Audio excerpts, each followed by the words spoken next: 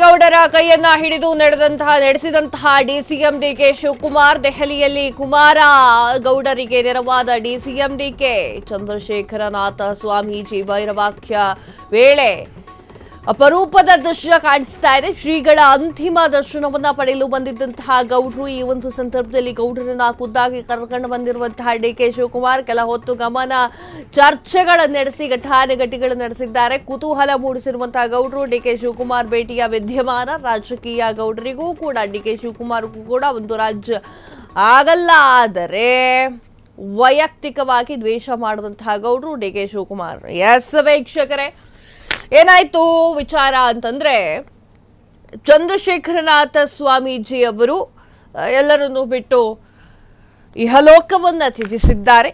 ಈ ಒಂದು ಸಮಾರಂಭದ ಈ ಒಂದು ವಿಚಾರವಾಗಿ ಅಲ್ಲಿ ಅವರ ಅಂತಿಮ ದರ್ಶನಕ್ಕಾಗಿ ಗೌಡರು ಬಂದಿದ್ರು, ಡಿ ಕೆ ಶಿವಕುಮಾರ್ ಅವರು ಬಂದಿದ್ರು.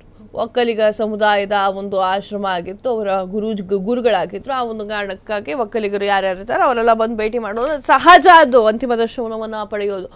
ಆಗ ಗೌಡ್ರನ್ನ ಕರ್ಕೊಂಬರ್ಬೇಕಾದ್ರೆ ಗೌಡ್ರಿಗೆ ವಯಸ್ಸಾಗಿದೆ, ಡಿ ಕೆ ಶಿವಕುಮಾರ್ ಅವರು ಹೆಲ್ಪ್ ಮಾಡಿದ್ದಾರೆ. ಈ ವಿಚಾರ ಇದು ಎರಡು ಆ್ಯಂಗಲಿಂದ ನಾವು ನೋಡ್ಬೋದು. ಒಂದು ಆ್ಯಂಗಲ್ಲು ಗೌಡ್ರಿಗೂ ಮತ್ತು ಡಿ ಕೆ ಶಿವಕುಮಾರ್ಗೂ ಯಾವುದೇ ಒಂದು ದ್ವೇಷ ಇಲ್ಲ, ವೈಯಕ್ತಿಕ ದ್ವೇಷ ಇಲ್ಲವೇ ಇಲ್ಲ.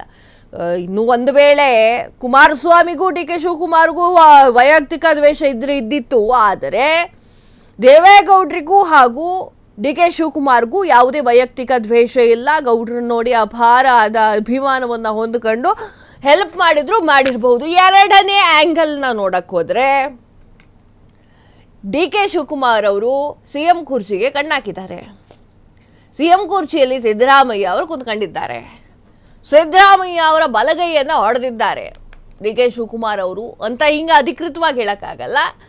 ಬಲಗೈ ಇಲ್ಲ. ಈಗ ಬಲಗೈ ಯಾರಾಗಿದ್ರು, ಬಲಗೈ ಆಗಿರುವಂತಹ ಕೇಂದ್ರ ರಾಜಣ್ಣ ಅವ್ರನ್ನ ಪಕ್ಷದಿಂದ ವಜಾಗೊಳಿಸಲಾಗಿದೆ ಸಚಿವ ಸ್ಥಾನ.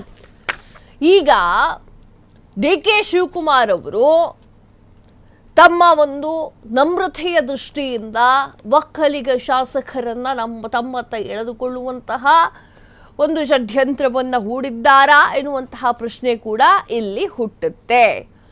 ಇನ್ನೊಂದು ಆ್ಯಂಗಲ್ ಅಂತ ಆಗಲೇ ಹೇಳ್ತಾ ಇದ್ದೆ, ಆ ಒಂದು ಆ್ಯಂಗಲ್ ಅಂತಂದರೆ ಗೌಡ್ರಿಗೂ ವಯಸ್ಸಾಗಿದೆ, ದ್ವೇಷ ಯಾಕೆ ಸಾಧಿಸಬೇಕು, ನಮ್ಮಲ್ಲಿ ಯಾವುದೇ ದ್ವೇಷ ಇಲ್ಲ ಅಂತ ಹೇಳಿ ಗೌಡ್ರಿಗೆ ಹೆಲ್ಪ್ ಮಾಡಿರುವಂತಹ ಡಿ ಕೆ ಶಿವಕುಮಾರ್ ಅವರು.